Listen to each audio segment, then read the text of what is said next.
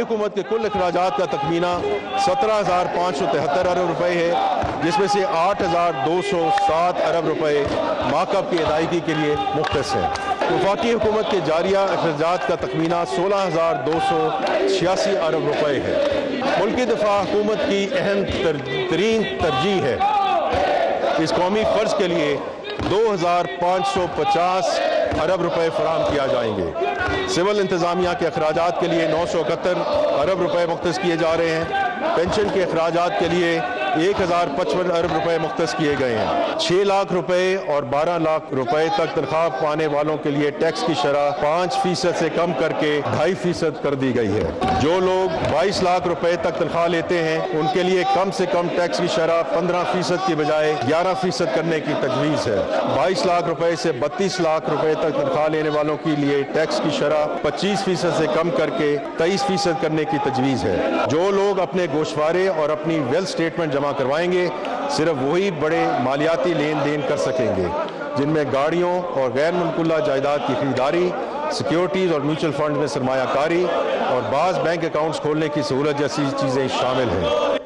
बिस्मिल्लाहिर्रहमानिर्रहीम। लाखों करोड़ों दरूद नबी अकरम सल्लल्लाहु अलैहि वसल्लम पर और उनकी आल पर। आपने बजट मुलाहिजा कर लिया और बजट के बारे में कहा यह जाता है कि दुनिया में 3 किस्म के झूठ होते हैं। एक झूठ होता है, दूसरा सफ़ेद झूठ होता है और तीसरा बजट होता है। क्योंकि हमेशा बजट जब बनाया जाता है तो ये सोच के बनाया जाता है और ये ऐलान किया जाता है कि इसका आम आदमी को बहुत फ़ायदा होगा, लेकिन आज तक पाकिस्तानी कौम वो फ़ायदा तलाश कर रही है जो आम आदमी के लिए बनाया गया था, ये पैदा किया गया था। ये बजट भी यकीनन पिछले बजट की तरह उतना ही खौफनाक होगा, क्योंकि जब भी गरीब आदमी देखता है तो उसे किसी बजट के अंदर से कोई रिलीफ नहीं मिलता। तो क्या वाकई इस बजट के अंदर से कोई रिलीफ नहीं मिलेगा आम आदमी को? और अब इकॉनमी की पोजीशन क्या है? और इसके साथ साथ जो हुकूमत पाकिस्तान ने अपने इकनॉमिक सर्वे ऑफ पाकिस्तान के अंदर जो अनाउंसमेंट की थी कि हमारी एग्रीकल्चर की जो परफॉर्मेंस है वो बहुत पुअर है, तो एक एग्रीकल्चर कंट्री जिसके अंदर 70% लोग एग्रीकल्चर के साथ ताल्लुक़ रखते हैं, वहाँ पे अगर ज़राअत की परफॉर्मेंस ही पुअर है तो फिर हम कैसे कह सकते हैं कि पाकिस्तान प्रोग्रेस की तरफ बढ़ रहा है? ये एक बहुत बड़ा सवाल है जो आज के शो में हम डिस्कस भी करेंगे, और इसके अलावा बाकी फीचर्स जो बजट के जो ज़ाहिर अभी अनफोल्ड हो रहे हैं उसके ऊपर भी बात करेंगे। हमारे साथ तशरीफ़ रखते हैं डॉक्टर कैसर अहमद शेख साहब, वफाकी वज़ीर हैं और सरमायाकारी बोर्ड की इनके पास कलमदान है। इनके साथ डॉक्टर आबस सलारी साहब तशरीफ़ रखते हैं और एग्जीक्यूटिव डायरेक्टर हैं SDPI के, और डॉक्टर इकरामुल हक साहब हमारे साथ तशरीफ़ रखते हैं, माशी महर है, और इनसे भी हम गुफ्तगू करेंगे। आबस सलारी साहब आपकी तरफ आना। सर ये फरमाइएगा, ये जो बजट है इसके अंदर अच्छाई कौन सी और बुराई कौन सी? मैं ज़हनी तौर पे इससे कहीं ज़्यादा एक डिफ़िकल्ट बजट के लिए तैयार बैठा था। मैं समझता हूँ कि मौजूदा हालात में ये एक काफ़ी मुनासिब किस्म का बजट है। इसकी बुराइयों पर मैं तो बाद में आता हूँ, लेकिन हुकूमत की इस चीज़ को अप्रिशिएट करना चाहिए कि पिछले साल के मुकाबले में हुकूमत ने अपने अखराजात कम किए। अगर आप पिछले साल देखें तो पिछले साल का जो बजट था वो 18.8 ट्रिलियन रुपीज़ का था। ये जो है ये 17.5 ट्रिलियन रुपीज़ का है। पिछले साल जो खसारा था वो 8500 अरब रुपये का था। इस साल का खसारा 6501 अरब रुपये का है। और अगर इन चीज़ों को देखें और स्पेशली IMF की मुखालफत के बावजूद जो सैलरीड क्लास को गो का एक सिंबॉलिक रिलीफ है टैक्सेस में, या जो पेज और पेंशन जो है वो इंक्रीज़ की गई हैं, जो फर्टिलाइज़र पे GST नहीं बढ़ाया गया, इस तरह के कुछ इकदाम जो हैं IMF इनकी काफ़ी जो है मुखालफत कर रहा था। लेकिन खुशकिस्मती से जो इंटरेस्ट रेट 22 से 11% आया, हुकूमत के पास तकरीबन 800 अरब रुपए का कुशन था जो कि उसने जुडिशली इस्तेमाल किया। जो इसकी वीकनेस है वो मुझे वज़ीर ख़जाना बार बार कहते हैं कि इकॉनमी का DNA तब्दील कर देंगे। अब मुझे इस बजट में कोई भी ऐसी चीज़ नज़र नहीं आ रही जो कि इसका DNA इकॉनमी का बदल सके। असल चीज़ ये नहीं कि करना क्या है, असल चीज़ ये है कि कैसे होना है। तो वो जो कैसे होना वाला है, खा वो नॉन फाइलर पे पाबंदियां लगनी है, या वो ज़राई इनकम टैक्स इकट्ठा होना है, या और जो आपके ज़राई टैक्स तब डॉक्टर साहब इकट्ठा होगा जब ज़राअत को बेहतर करेंगे। नहीं, लेकिन लेट्स से कि ज़राअत बहुत अच्छी है, ये तो सुबह जब बजट बनाएंगे तो देखेंगे। लेट्स से कि ज़राअत बहुत अच्छी हो जाती है। मैं काश्तकार हूँ तो मुझे दिखाना है कि मैंने ये इनपुट लिए, फर्टिलाइज़र ली, मैंने पेस्टिसाइड ली, मैंने डीजल लिया, मैंने बीज लिया, उसके बाद इतनी मेरी काश्त हुई, उसको मैंने बेचा और फिर मैं देखूंगा कि मेरा खर्चा कितना था, मुझे आमदनी कितनी, उस पर टैक्स लगेगा। अब ये एक कितना मुश्किल मरहला है स्पेशली एक अनडॉक्यूमेंटेड सेक्टर के लिए कि ये नॉन स्टार्टर मुझे लग रहा है। और अगर इस पर फिक्स उन्होंने टैक्स लगा दिया तो ये रिग्रेसिव बन जाएगा। इसी तरह से एक दो और पॉलिसीज जो कि इसमें मुझे इख्तलाफ है। एक तरफ वज़ीर ख़जाना ने 2.5 रुपये पर लीटर कार्बन लेवी लगाई। उन्होंने कहा कि फॉसल फ्यूल जो डीजल वगैरह, पेट्रोल, मिट्टी का तेल, इसको डिस्करेज करना चाहते हैं तो हम ये कार्बन लेवी लगा रहे हैं। सही बात है। दूसरी तरफ सोलर पैनल अगर इंपोर्टेड है उस पर 18% ड्यूटी जो है वो सेल्स टैक्स लगा दिया। यानी हम रिन्यूएबल एनर्जी को पनपने नहीं देंगे और फॉसल फ्यूल को हम 2.5 रुपये इसलिए लगाएंगे कि ये गंदा फ्यूल होता है। इसको कम होना चाहिए, इसको नहीं होना चाहिए था। इसी तरह से एक तरफ आप कहते हैं कि सेविंग करें, दूसरी तरफ आपने सेविंग पे टैक्स लगा उस पर 15% से 20 टैक्स जो बढ़ा के 20% कर दिया। अब लोग क्या करेंगे, वो पैसे बैंकों से निकलवाएंगे, डॉलर खरीदने भागेंगे, जिससे डॉलर की डिमांड बढ़ेगी, रुपया प्रेशर में आएगा।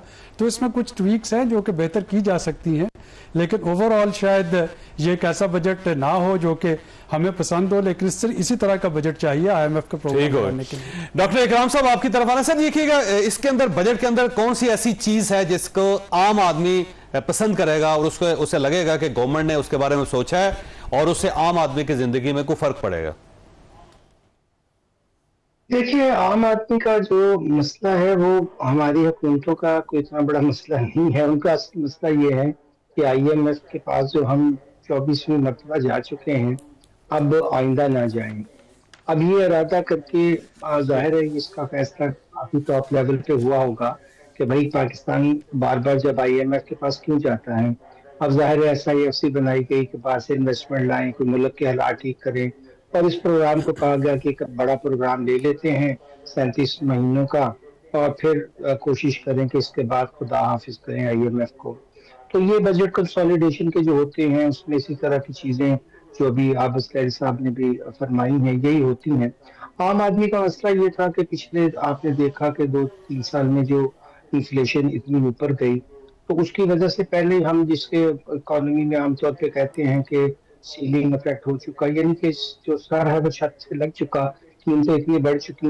अब वहां से जब भी नंबर देखेंगे तो हम ये कहेंगे कि अब जो रफ्तार है बढ़ने की वो कम हो गई है। ये तो नहीं हुआ कि हम वापस उन कीमतों पे पहुंच जाएंगे जो उससे पहले थी, मगर ये हुआ कि वो जो बहुत ज्यादा रफ्तार थी वो हमने, ये निगरानी अभी हो रही है, मगर ये 5-6% का अब जो इंडिया है कि चलें इस हद तक आप बर्दाश्त करें। तो आप लोगों की इनकम बढ़ी नहीं, तो उनके लिए अगर हम ये सोचें कि वो इस बजट को सुनकर कहेंगे कि कल मेरी डिस्पोजेबल इनकम बढ़ गई, मुझे टैक्सेस में कोई रिलीफ मिल गया, मेरी जिंदगी में कुछ आसानी आ गई, वो तो जब तक हम IMF के प्रोग्राम है होने वाला नहीं है। मगर जो मुझे सबसे ज्यादा जिस बात की तरफ इशारा करना है वो ये है कि एक तरफ हम बेजार टैक्सेस लगाते हैं जिससे हमारी ग्रोथ कम होती है, तो दूसरी तरफ किस तरह हम जस्टिफाई करेंगे कि हमने 5.8 ट्रिलियन की टैक्स एग्जम्पशंस, यानी ये एग्जम्पशन पिछले जब फिस्कल ईयर 2023 में सिर्फ 3.8 ट्रिलियन थी, वो भी बहुत ज्यादा थी, मगर वो कम होने की बजाय जब हमने बहुत सी टैक्स छूट पिछली दफा नए टैक्सेस लगाए 2000 अरब के, तो ख्याल था तो फिर तो टैक्स एक्सपेंडिचर यानी टैक्स एग्जम्पशन जिसको टैक्स एक्सपेंडिचर भी कहते हैं वो कम होना चाहिए था, मगर वो ज्यादा हो गया। 5.8 तो बहुत बड़ी एक फिगर है जिसमें सिर्फ सेल टैक्स का ही 4 ट्रिलियन से ज्यादा है। अब इसकी मैं जो वजह समझा वो बड़ी सादा है कि उन्होंने सेल टैक्स जीरो कर दिया जो पेट्रोलियम प्रोडक्ट पे था, ताकि सूबों को उनकी सेल में से 57.5 ना मिले, और उसके ऊपर पेट्रोलियम लेवी लगा के सारा पैसा यानी कि 883 के करीब उन्होंने प्रोजेक्ट किया कि हम यहाँ से इकट्ठा करेंगे, मगर IMF कह रहे हैं कि अभी आप इसमें और ज्यादा इजाफा करें, इसे ट्रिलियन से ऊपर ले जाएं। तो अगर 10% मिसाल के तौर पर आपने सैलरी बढ़ाई अपने गवर्नमेंट सर्विस की, तो पेट्रोल तो वो भी खरीदेंगे, तो अगर वो महंगा हो गया इस पेट्रोलियम लेवी को जब हम चाह रहे हैं कि 100 तक ले जाएं और उसमें कार्बन टैक्स भी लगा दें, तो जो आपने सवाल पूछा कि आम आदमी को क्या फायदा हो, जब यहाँ पेट्रोल की कीमत बढ़ती है तो हर चीज की कीमत बढ़ जाती है। जब उसमें थोड़ी कमी हुई तो हुकूमत ने कहा कि हम आप तक फायदा नहीं पहुंचा सकते, हमें बलूचिस्तान में तो खास सड़क बनानी है। अब वो पेट्रोलियम से पैसा बचा के सड़क बनानी है, वो भी तो सारा तो हम उधार से ही लेते हैं, चाहे यहाँ से ले लें या वहां से ले लें। अब भी आप देखेंगे तो 2 आइटम्स जो डिफेंस और 10% के बाद सारा कर्जा ही लेना है, तो ये कहानी दोस्तों कि हाँ कुछ कमी जरूर अखराजात में इसलिए हुई कि 22 से 11% हमारा इंटरेस्ट रेट जो था वो कम हुआ, तो गवर्नमेंट को 1 पॉइंट भी नीचे जाए तो 300 बिलियन का फायदा होता है। तो ये तो मेरे हिसाब से, लेकिन जैसे उसमें ये है कि अगर आपका इंटरेस्ट रेट कम हुआ है तो फिर उससे बिजनेस पे फर्क पड़ना चाहिए, लेकिन बिजनेस पे फर्क कोई नहीं पड़ रहा। कैसे शेख साहब आपकी तरफ आना, ये फरमाइए सर, ये पाकिस्तान का जो सबसे बड़ा अलमिया है ना, वो अलमिया ये कि हम बिजनेस फ्रेंडली नहीं है, और कोई गवर्नमेंट भी बिजनेसमैन के बारे में नहीं सोचती या बिजनेस को डेवलप करने के बारे में नहीं सोचती। इस बजट में भी अगर हम बिजनेस डेवलप कर लेना तो हमारे सारे मसले हल हो जाएंगे, लेकिन ये भी बिजनेस के रास्ते में रुकावट है ठीक ठाक किस्म की। नहीं, इस बजट में देखिए जो एक तो हालात आपको पता है, पाकिस्तान मुश्किल दौर से गुजर रहा है सर, वो हमेशा हमेशा नहीं, जो हालात सामने है ठीक है, ज्यादा अरसा आप दुरुस्त कह रहे हैं, यही हुआ है, लेकिन हालात आपके सामने, डिफॉल्ट की बातें हो रही थी, अब डिफॉल्ट की बात तो नहीं होती ना। तो इसको देखने के लिए अब जो आम आदमी का आपने सवाल पूछा, बड़ा पर्टिनेंट सवाल है।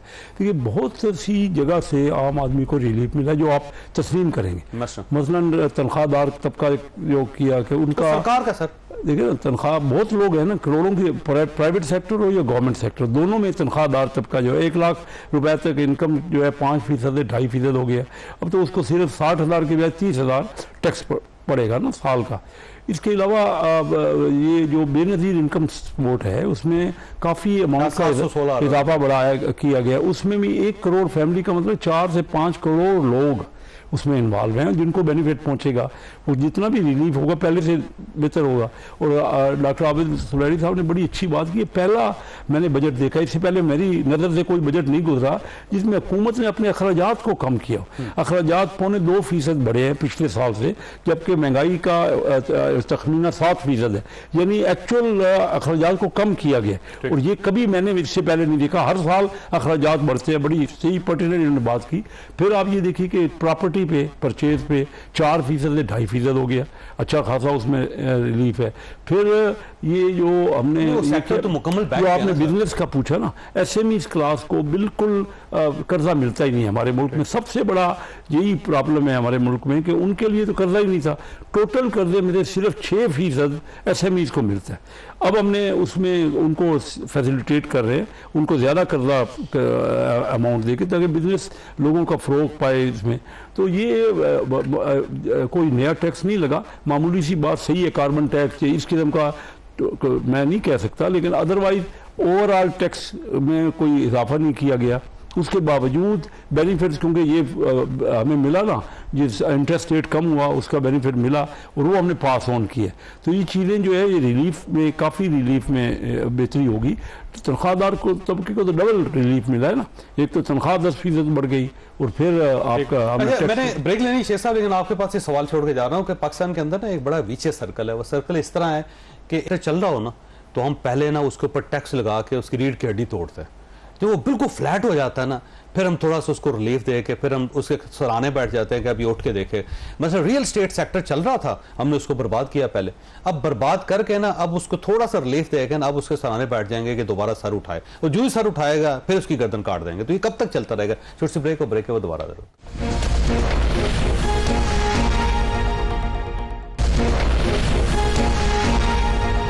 प्रोग्राम में दोबारा खुश आमदीद। कैसे साहब देखिएगा कि वही करते हैं हम कि जब कोई सेक्टर चल रहा हो ना पहले तो उसको बंद करते हैं। जैसे कि इससे पहले आप छोटी सी मिसाल में आपको देता हूँ, ये जो सोलर पैनल्स हैं वो हमने कहा कि जी इंपोर्ट करें, जब यहाँ पे इंपोर्ट हो गए लोगों ने लगा लिए, अब उसका बेड़ागर कर दिया हमने। अब लोगों को समझ नहीं आ रही कि इन प्लेटों को कहाँ मारे, वो सर पे मारे, किसी और के सर पे मारे। अच्छा, सेम इस तरह रियल स्टेट सेक्टर चल रहा था, हमने पहले उसको बर्बाद किया। उससे पहले इंडस्ट्री चल रही थी, हमने उसको बर्बाद किया, अब दोबारा उसको उठाने की कोशिश करेंगे। तो ये लॉन्ग टर्म पॉलिसियां क्यों नहीं पाकिस्तान में? हमारी पॉलिसी कंसिस्टेंट होनी चाहिए, यही इसीलिए हम जो कहते हैं ना चार्ट ऑफ इकॉनमी, सारी पार्टियां मिलके, दुनिया में यही होता है। देखिए वैसे पॉलिटिकल इख्तलाफ होता है लेकिन कम ना कम ताकि एक लॉन्ग टर्म कंसिस्टेंट पॉलिसीज बने। हर हुकूमत आके अपनी पॉलिसी अडॉप्ट करती है तो उससे ओवरऑल ये जो इन्वेस्टमेंट है ना, क्योंकि मैं इन्वेस्टमेंट का मिनिस्टर हूँ, मेन हर्डल यही हो रहा है कि हमारा इन्वेस्टर्स जो है वो चाहता है कि सारी कंसिस्टेंट पॉलिसीज उसको मिले, और अब हम कोशिश कर रहे हैं उसकी तरफ। हमने आसान प्रोग्राम, आसान कारोबार कर रहे हैं। सिंगापुर की जो इन्वेस्टमेंट की पॉलिसी है ना 35 साल से सेम है, उसके अंदर 1% भी कमी पेशी नहीं हुई 35 साल, और गवर्नमेंट इंश्योर करती। वहां पे आप इन्वेस्टर हैं ना तो सिंगापुर आपको इंश्योरेंस दे देगा कि अगर पॉलिसी की वजह से गड़बड़ हुई आपका नुकसान हुआ तो हम जिम्मेदार। दुरुस्त कह रहे हैं। और फिर हमारे यहाँ देखिए ना 100 इदारे हैं जो कि उसको इजाज़तें देते हैं, परमिट्स करते हैं, लाइसेंस देते हैं। हम वो सबको एक कंसल्टेंट, दुनिया के मशहूर कंसल्टेंट बुला के ना उस तमाम मिनिस्ट्रीज़ को साथ बिठा के हम जल्द ये सिंप्लीफाई कर रहे हैं।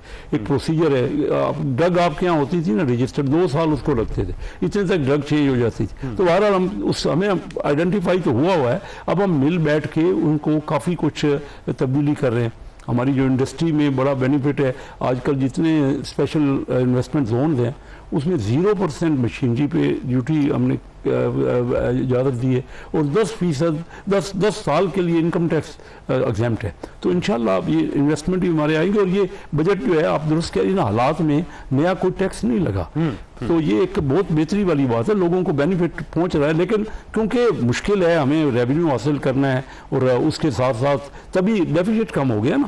आप जो खसारा है ना बजट का, ये आप सही कहा ना डॉक्टर साहब ने, खसारा जो था वो हमारा आधा रह गया है पिछले साल की निस्बत। और ये भी बजट का GDP का जो खसारा 6%, 6.5% होता था PTI के दौर में, पिछले साल भी यही 5.5-6% था, लेकिन उसको हम 3.5% तक ला रहे हैं अगले साल का जो बजट का। अच्छी बात। अच्छा अबू सुलैमान साहब ये फरमाइएगा सर, ये ज़री शोबा जो है उसके अंदर बड़ी गिरावट आई है। और देखिए गंदम की पैदावार देख लें, आप कपास की पैदावार देख लें, मकई की पैदावार देख लें, पूरी लिस्ट है मेरे पास। सिवाय आलूओं के, आलू की जो है उसकी फसल में इजाफा हुआ, प्याज के अंदर इजाफा हुआ, चावल कम हुए, मकई कम हुई, गन्ना कम हुआ, गंदम कम हुई, कपास कम हुई। तो एक ज़री मुल्क के अंदर ये जो ज़राअत उठ रही है, अल्टीमेटली इसका नुकसान किसको होगा?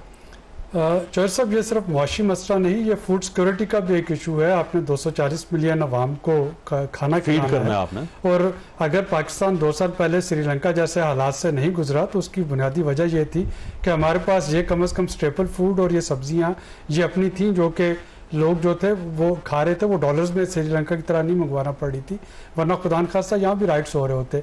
अब ये एग्रीकल्चर में हुआ क्या, वही जो आप पॉलिसी इनकंसिस्टेंसी की बात कर रहे हैं।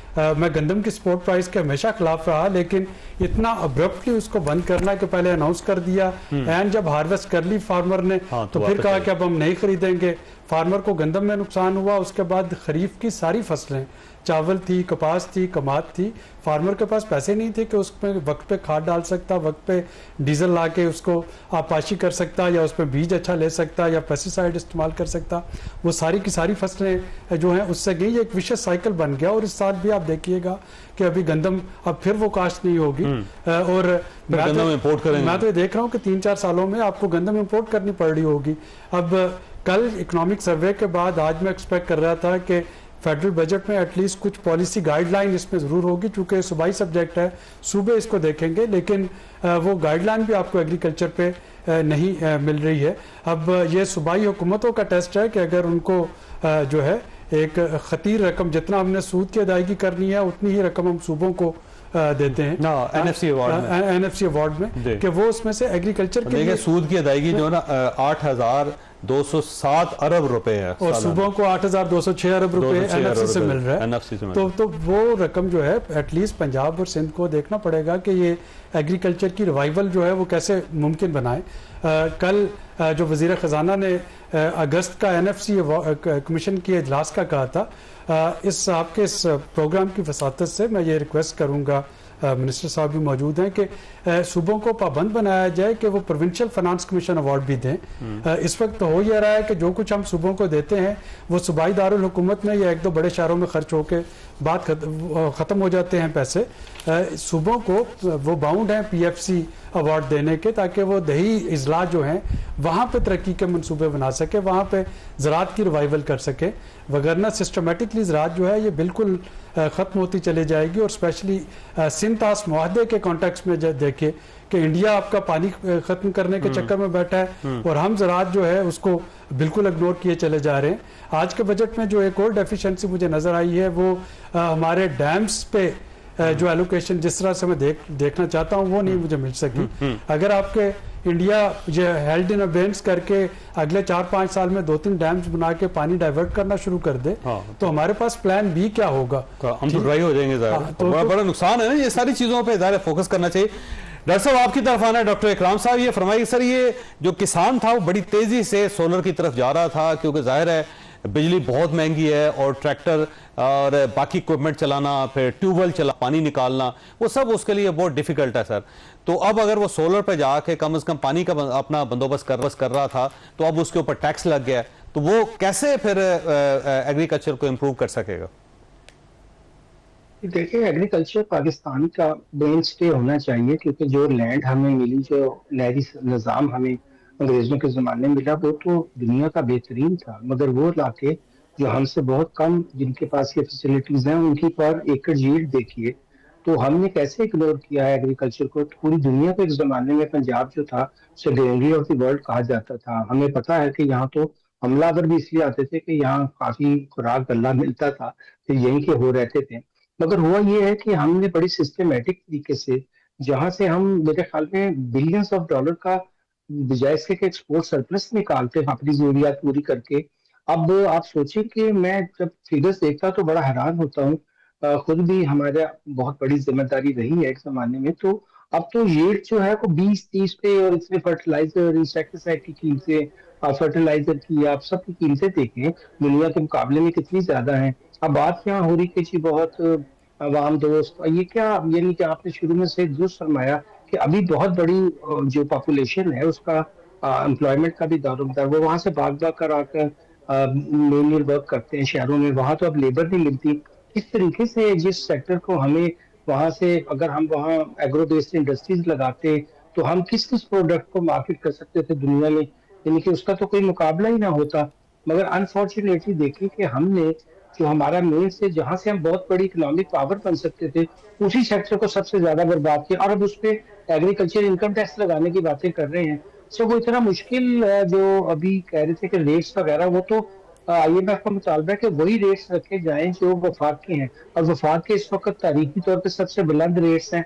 अब जब एग्रीकल्चर किसी जमाने में चले अच्छी प्रोड्यूस दे रहा होगा, कोई वहाँ ग्रोथ अच्छी थी, तो हमने टैक्स नहीं ले लिया। अब जबकि वो बिल्कुल इस वक्त बेचारे हैंड टू माउथ क्या, बल्कि बहुत मुश्किल से गुजारा भी नहीं कर पा रहे हैं, अब हमें एग्रीकल्चर इनकम टैक्स याद आ गया। तो बड़े बड़े जिम्मेदार तो फिर भी नहीं देंगे, जिनके पास 9-10 हजार बड़े फॉर्म्स हैं, जो 150 एकड़ से ज्यादा, ये इतने ही रह गए पाकिस्तान में, वो तो फिर भी नहीं देंगे। वो तो अपने चार्टर्ड अकाउंटेंट, लीगल एडवाइजर्स लेंगे, वहां लॉस दिखाना शुरू कर देंगे। पहले जब टैक्स नहीं था तो कहते थे इनकम है, अब लॉस दिखा लेंगे। फिर गरीब लोगों को तंग करेंगे कि जी आप हमें बताएं कि आप 6 लाख भी नहीं कमा रहे हैं, तो आपका घर का खर्चा कैसे चलता है। कोई फजूल सवाल जो अगली पूछता है, कोई फजूल सवाल अब ये भी पूछेंगे, क्योंकि IMF का दबाव इतना ज्यादा होगा इस बात में कि जी आप यहाँ से कलेक्ट करें। अब IMF मुझे तो लगता है खास डिजाइन के जरिए जहां जहां भी हमारी पावर टू प्रोग्रेस है उसको तबाह करने में, चाहे लोकल इंडस्ट्री हो, उसकी आप देख लीजिए उनकी पॉलिसीज कितनी एंटी ग्रोथ हैं। फिर हमारी जहां जहां भी अपने कोई थोड़ी बहुत हम आगे बढ़ सकते थे, तो किस तरह की मंडी, आप ये देखिए, एक तरफ ये ग्रीन है और उसकी रिन्यूएबल एनर्जी की बात करते हैं IMF वाले, और कोई दुनिया में एनवायरनमेंट को इन्होंने एक इशू खड़ा किया होता है, और हमारे ऊपर कह रहे हैं नहीं आप सोलर के ऊपर टैक्स लगाएं। अब अजीब इनकी पॉलिसीज की अगर आप डिजाइन देखें, तो हम तो चले कैप्चर है ही है, वो आके हमें हमारा बजट भी खुद वही बनाते हैं, और उनकी मर्जी के बगैर हम इधर से उधर नहीं हिट सकते। वज़ीर आज़म मोहतरम खुद फरमाते हैं कि मैं तो रिलीफ देना चाहता हूँ, मगर IMF मेरे रास्ते में रुकावट है, और सैली की रिलीफ देने के लिए भी जो उनके मुंह में जीरा है, जो वही आपकी दूसरी कीमतें बढ़ जाएंगी। क्योंकि जो आपने पेट्रोलियम पे लेविस लगाने का सोचा है, मैं अर्ज कर रहा था कि ये आपको ग्रोथ उसमें ज्यादा नजर आएगी और जो रिलीफ में कम नजर आएगी। मगर फिर भी हमारी कुछ फहमियां ऐसी हैं, और हमारे जो ऊपर लोग पॉलिसी साज हैं वो पता नहीं किस दुनिया में रहते हैं। मुझे तो कभी कभी हैरत, इस बात का जवाब नहीं दे रहे कि आपने ये इतनी बड़ी टैक्स एग्जम्पशंस क्यों रखी हुई है, जितनी मराहत इनको मिलती है वो क्यों टैक्स फ्री है। आप मुझे बताएं कि आप और मैं इतना टैक्स दें, और ये लोग जो हमारे टैक्स पेयर से इतनी मराहत और बड़ी बड़ी गाड़ियां एंजॉय करें, वो पेट्रोल मुफ्त एंजॉय करें, घर मुफ्त एंजॉय करें, और जो 25-25 लाख सैलियां लेने वाले अदलिया के लोग। डॉक्टर साहब आपने बात बड़ी दिलचस्प की है कि वो टैक्स 25% टैक्स से उसको कम करके 23% पे ला के 2% टैक्स कम करके वो एहसान कर रही है गवर्नमेंट, और जिन लोगों को पाला जा रहा है उनकी मराहत के अंदर मुसलसल इजाफा होता चला जा रहा है। आखिर उनका हिसाब किसने करना है?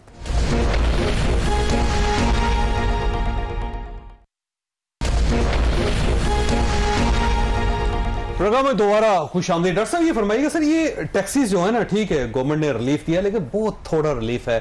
और इस रिलीफ के बाद वो कह रहे हैं देखें हमने कितना कमाल किया, 25% टैक्स था उसको कम करके 23% कर दिया। टैक्स लेना चाहिए, आप बेशक 40% टैक्स ले लें, लेकिन उसके बाद कुछ दे भी तो सही ना उस बंदे को, कि उसके बजाय उसको बाकायदा आप, थोड़ा सा क्रूर सा वर्ड है, बाकायदा चित्र भी मार रहे हैं साथ कुछ ना कुछ यार, चलो दवाई दे दें उस आदमी को, एजुकेशन दे दें उसको, सिक्योरिटी दे दें, कुछ ठंडी हवाई दे दें, कुछ थपकी दे दें उसको। देखिए चौधरी साहब, इसमें जैसा कि मैंने कहा कि ज़हनी तौर पे तो मुझे ये 2.5% रिलीफ भी पॉसिबल नहीं लग रहा था कि 2.5% टैक्स रिलीफ सैलरी क्लास को मिल जाएगा, लेकिन ये जो सिंबॉलिक रिलीफ ही सही, मेरा ख्याल है कि स्टेप टूवर्ड्स राइट डायरेक्शन। आप गवर्नमेंट की थोड़ी सी प्रॉब्लम को समझने की कोशिश करें कि इस साल 1 खरब रुपए से हम अपना जो टैक्स का हदफ है वो हासिल नहीं कर सके। अगले साल हमने 2 खरब रुपया ज्यादा टैक्स जो है वो वसूल करना है। ठीक, कहां से करें? ठीक है, ये 3 खरब हो गया। अब ये 3 खरब को उसमें अगर रिलीफ भी देना शुरू कर दें तो ये एक जेब से निकलेगा दूसरी जेब में जाएगा, कुछ इसी तरह की सिचुएशन बनेगी। बिजनेस फ्रेंडली बनाए ना अपने आप को, तो लोग काम करें। हाँ, तो काम करेंगे, आपको टैक्स मिल जाएगा। तो अब देखे, ये वाला रिलीफ थोड़ा सा दे दिया, थोड़ा सा रिलीफ प्रॉपर्टी सेक्टर में भी दे दिया, रियल एस्टेट थोड़ी सी चलनी शुरू हो जाए। जैसे आपने भी फरमाया था कि पहले उसको डंडे मार मार के बिठाया, अब उसको रिससिटेट कर रहे हैं कि चले सांस चलना शुरू हो जाए। पहले उसको मारते हैं, फिर कहते हैं तो उठता क्यों नहीं? तो उसके बाद वो बात क्यों नहीं कर रहा? थोड़ा सा पानी के छींटे मारते हैं कि होश में आए तो दोबारा तशद्दुद करें। तो वो इसी तरह। अच्छा, वो दोबारा चलेगा ना? हाँ, फिर दोबारा उसको बिठा दिया जाएगा। तो लेकिन अब ये असल चीज जो है कि जो नॉन फाइलर्स पे घेरा तंग हो रहा है, ये कितना कामयाब होता है। जो पॉइंट ऑफ सेल जो है, जो लोग उसका मिसयूज कर रहे हैं, उसको वो कितना इफेक्टिवली इम्प्लीमेंट कर सकते हैं। हम इस्लामाबाद में बैठे हैं, आपके साथ जो 2 5 स्टार होटल हैं, जाके खाना खा लीजिए और फिर रसीद देखिए, आपको आज तक वो FBS की पॉइंट ऑफ सेल रसीद नहीं मिलेगी। इस्लामाबाद के किसी भी पॉश रेस्टोरेंट में चले जाएं, आपको FBR की POS रसीद नहीं मिलेगी, और ये FBR के नाक के नीचे हो रहा है। बाकी शहरों को तो बाद में देखा जाएगा। तो मसला ये नहीं कि कंज्यूमर टैक्स नहीं दे रहा, वो डायरेक्ट इनडायरेक्ट टैक्स दे रहा है। अगर गवर्नमेंट सिर्फ ये कर ले कि जो टैक्स इकट्ठा हो रहा है वही अपने पास पूरा हासिल करना शुरू कर दे, तो शायद ज़्यादा बेहतर वो सूरत हाल में वो रिलीफ देने में। तो अभी तो ये है कि जो सारा वो देने के बाद, सूद देने के बाद हुकूमत को दोबारा से नए कर्जे लेने पड़ेंगे बाकी अखराजात पूरे करने के लिए। तो उसमें ये रिलीफ 2.5% जो है, इसको बहुत जानिए। सही बात। वो जो होता था थोड़े लिखे को ज्यादा जाने, तो इसको थोड़े लिखे को ज्यादा जानिए। अच्छा शेख साहब, होता ये है कि बाज़ औक़ात इंसान को महसूस ही होता है कि मेरी जिंदगी में सिर्फ एक इम्तहान की कमी रह गई थी। अगर मैं भी इम्तहान देता, CSS कर लेता और उसके बाद पूरी ज़िंदगी अय्याशी करता, आप लोग काम करते और टैक्स आपको मैं लगाता, थोड़ा सा ख्वार भी करता, आपको बाहर बेंच पे बिठाता भी और मज़ीद स्क्वीज़ करता, और उसके बाद मेरी गाड़ियों में इजाफा हो जाता, मेरे घरों में इजाफा हो जाता, और मेरे सफ़र में इजाफा हो जाता, मेरी फैमिली के मरात में इजाफा हो जाता। ये हो रहा पाकिस्तान में। बड़ी दिलचस्प आपने एक इम्तहान की वजह से मार खा गया। और उसके बाद आप देख ले कौन सा ब्यूरोक्रेट है जो अपनी कैपेसिटी में इजाफा करता हो, या उसके बाद कोई अपने आप को डेवलप कर लेता हो। तो एक पेपर देखे ना, अंग्रेजी अच्छी थी, उसके बाद कहता बस ये काम हो गया मेरा। बस जब इस बात इस तरफ भी सोचा जा रहा है ना, मैं समझता हूँ कि पहले से परफॉर्मेंस बेहतर होगी। ये ब्यूरोक्रेट्स को भी अंदाज़ा हो गया है हमारे मुल्क की जो सूरत हाल है ना। एक बात मैंने महसूस की है चौधरी साहब कि एहसास अभी हमारी कौम को हो गया है कि हम पीछे रह गए और दौड़ जो है ना अभी हमने आगे बढ़ना है। आबिद साहब ने जो बात की ना, ऐसा नहीं है कि पिछले साल 9,000 से 12,000 तो एक्चुअल हम रेवेन्यू कलेक्ट किया FBR से, 3,000 अरब रुपए, 3 खरब ज़्यादा हासिल किए। और अब जो वो नहीं कि 1 अरब वो डेफिसिट 2 अरब बढ़ाया, वो नहीं है। 12,000 से 14,000 कर रहा है। इस साल से 2,000 अरब, पिछले साल 3,000 एक्चुअल इजाफा हुआ है। तो इतना मुश्किल नहीं। टैक्स आपने बढ़ा लिया, ये भी तो देखें कि सोसाइटी को क्या फायदा हुआ। क्या सोसाइटी में बिजनेस ज्यादा डेवलप हो रहा है? क्या ज़राअत पहले से बेहतर हो गई हुई है? क्या लोग ज्यादा काम कर रहे हैं पहले से ज्यादा? क्या एम्प्लॉयमेंट ज्यादा हुई है? आपने उस पर फोकस करना नहीं। अब पहले ये था देखिए ना, 22% चल रहा, क्यों हुआ था? डेफिसिट हो गया ना। तो जब डेफिसिट होगा तो आपका इंटरेस्ट रेट 22 तक चला गया, उसमें तो बिल्कुल ही कोई कारोबार नहीं कर सकता था। मैं नहीं कह रहा कि कोई बहुत बेहतरी आई है, मैं एज अ बिजनेस रिप्रेजेंटेटिव, लेकिन देखिए जब 22 से 11 हुआ है तो पहले से तो बहुत बेहतर है। अभी भी हमें और फर्दर इसको कम करना है और सिंगल डिजिट में लाएंगे इसको। बिजली की कीमत की ज़रूरत है कम करने की, लेकिन हमने माहौल पैदा ऐसा करना है जी। हम जो इंडस्ट्रियल जोन है ना, स्पेशल इन्वेस्टमेंट जोन, इसमें बहुत बड़ी बेनिफिट दे रहे हैं। फेड में क्या है, हमारे अपने चंडियोट से मेरे कोई 40 मिनट का फासला है शहर से। अब मैं कह रहा हूँ कि बहुत बड़ा इंडस्ट्रियल जोन है, उसमें बिल्कुल इनकम टैक्स 10 साल की IMF अलाउ नहीं करता था, लेकिन हमने उनसे लड़ झगड़ के कहा कि क्योंकि हमने पहले से कहा हुआ है इसको हम खत्म नहीं कर सकते। नया उन्होंने कहा 2035 के बाद हम इनकम टैक्स की कोई रिलीफ नहीं देंगे। तो इस वक्त इंसेंटिव्स हैं काफ़ी नए इन्वेस्टर्स के लिए, और उस पर मशीनरी पे भी जीरो है, और ये मैं समझता हूँ कि लोग इसका फ़ायदा उठाएंगे। 1 करोड़ रुपए एकड़ ज़मीन है, हालांकि कराची में मैं रहता हूँ, करंगी में 30-40 करोड़ रुपए एकड़ ज़मीन। तो बाद जगह हमें बेनिफिट्स हैं, हमने उसका बेनिफिट को अवेल करना है। अब जो बिजनेस कम्युनिटी है ना जी, उसको मुश्किलात से गुजरी है। कोई इतने बड़े जो टैक्स के रेट भी बहुत ज़्यादा हो गए, हमारे कॉरपोरेट थोड़ा कम हो रहा है। अगले 5 सालों में फाइनेंस मिनिस्टर साहब ने कहा है कि बतदरीज कम करेंगे। हालात बेहतर हो रहे हैं, पहले से हालात बेहतरी की तरफ जा रहे हैं। अभी इवेंचुअली आप देखें ग्रोथ बढ़ेगी इस साल। हमने 4.5 या कुछ 7 क्या रखी है जी, 4.7 है सर। हासिल नहीं हो पाएगी जो भी टारगेट रखा है, ये 300 टारगेट है ना, इंशाल्लाह हासिल करेंगे, कोशिश करेंगे। मैं सिर्फ वन लाइन ऐड करना चाह रहा हूँ टैक्सेस पे, डॉक्टर साहब की तरफ आप जाने से पहले। प्राइवेटाइजेशन का जो टोटल प्रोसीड रखी गई है बजट में, वो 87 अरब रुपए रखी गई है। इसका मतलब है कि PIA और स्टील मिल और बाकी सब चीजों की प्राइवेटाइजेशन को हम इस माली साल में, अगले में भी भूल जाएं। तो आपके टैक्स जो हैं, आप पूछ रहे हैं कि टैक्स कहाँ जा रहे हैं, तो टैक्स जो है वो तो इन्हीं जो लॉस मेकिंग एंटरप्राइजेज है इनके लॉसेस पूरे करने में जा रहे हैं। यानी सारा पैसा ICU पे खर्च हो रहा है। तो 87 बिलियन, इतने टफ दो IMF के प्रोग्राम चल रहे हैं, और उसमें भी प्राइवेटाइजेशन हम नहीं कर पाएंगे, तो फिर इससे ज्यादा क्या स्टेट ऑफ अफेयर। अच्छा, मैंने एक ब्रेक लेनी है, लेकिन डॉक्टर साहब ब्रेक के बाद दोबारा आप ही की तरफ आऊँगा, और पूरी दुनिया के अंदर ये थोड़ा सा इंसेंटिसाइज किया जाता है कि आप बचत को बढ़ाएं, और पूरी दुनिया को कहा जाता है जितनी ज़्यादा बचत बढ़ेगी उतनी ज़्यादा आप खुशहाल होंगे, अच्छी ज़िंदगी गुजरेगी। जैसे कि जापान के अंदर आपको पता है, जापान का जो टोटल GDP है ना, उतनी ही लोगों की बचत है, यानी उसके मुताबिक पूरी इकॉनमी की जो है उसके मुताबिक लोगों की पर्सनल बचतें हैं, लेकिन यहाँ पे बचत के ऊपर टैक्स लग रहा है। छोटी सी ब्रेक के बाद दोबारा जरूरत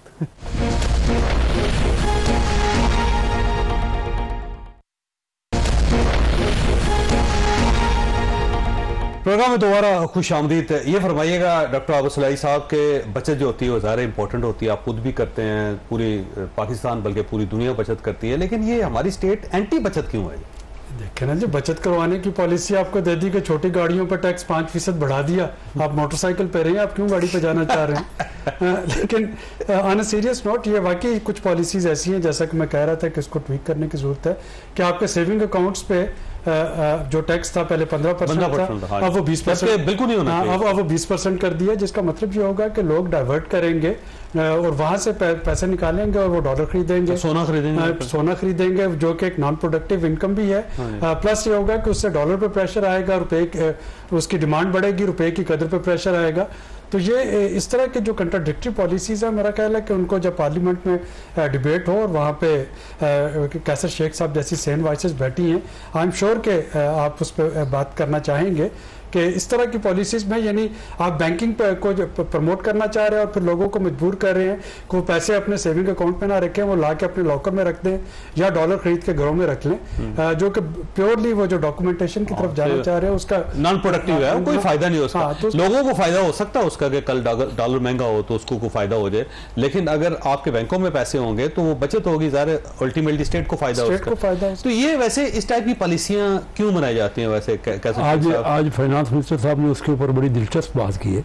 उनका जी जो गोल्फ खेल रहा है उसको तो आप 15% मुफ्त का दे रहे हो, जो कारोबार कर रहा है उसके ऊपर आपने ज़्यादा टैक्स लगाया हुआ है। बिजनेस तो ये भी एक बात ये कह रहे सोने की तरफ से, ये भी तो हो सकता है कि वो पेमेंट जो प्राइवेट बिजनेस में कन्वर्ट हो, जहाँ पे लोग जो आप फर्ज करें, आप ये कहते हैं 5 करोड़ रुपए तक आपके अगर बचत होगी तो उसके ऊपर 10% टैक्स होगा, उससे ऊपर होगी तो इसका मतलब ये हुआ कि फिर वो बंदा बिजनेस कर रहा है, इन्वेस्टमेंट की की शक्ल में या बचत की शक्ल में, तो आप उसके ऊपर लगे ना। एक गरीब आदमी जैसे को 30, 40, 50 लाख रुपया इकट्ठा कर लिया इसलिए ताकि उसके अकाउंट में रहे और उसको कुछ ना कुछ फायदा। आपने ये देखा होगा ना शोई साहब के पीछे 22% इंटरेस्ट रेट था। बंदा अपने रकम जो है और कुछ नहीं, काम करने की जरूरत ही नहीं, आराम करो, गॉल्फ खेलो। जैसे आज फाइनेंस मिनिस्टर साहब ने बजट में खुद बजट जो कैबिनेट की मीटिंग हो रही थी उसमें उन्होंने कहा कि आराम करो और लेते रहो। आप 20% 15% का 20% किया, उन्होंने कहा जी 22% आप लेते रहो, मौज करते रहो, पैसा आपका उधर पड़ा हुआ है, रिस्क भी नहीं है। तो उन्होंने तो ये आज तो जी नहीं। अब सर देखिए, फर्ज करें कि आपके अकाउंट में या डॉक्टर साहब के अकाउंट में 5 करोड़ रुपया पड़ा हुआ है, चले वो 10, 15, 20% उस पर से कमा रहे हैं, चले उससे ये होगा कि इनको फायदा हो रहा है। अब अगर ये 5 करोड़ रुपया निकाल के किसी जगह इन्वेस्ट करते हैं तो कहाँ करें?